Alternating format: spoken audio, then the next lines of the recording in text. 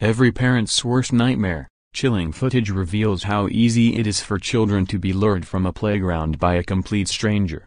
An experiment has shown how vulnerable young children are to stranger danger, as a man easily convinced them to leave a playground with him.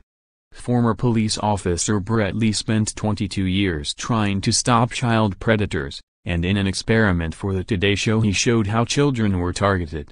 With pockets full of chocolate and toys, he approached 8 children to see how they would react to being approached by a complete stranger.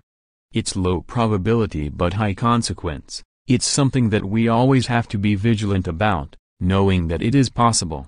Mr. Lee said predators work in 5 stages. The first is to find a place like a park or playground where they can be close to children. They then identify a vulnerability by offering the child a treat. One of the children involved in the experiment told their mother how they were offered a toy from Mr. Lee, saying the man gave me a new car. All but one of the 8 children involved took something from Mr. Lee. Mr. Lee said exchanging treats establishes trust with the child. The 4th stage is getting the child to walk away with the predator. To do this, Mr. Lee told the children he needed help finding a puppy.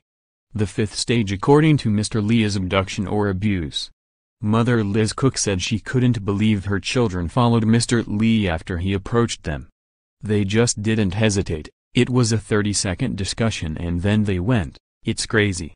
Mr. Lee was even able to pick up and carry some of the children.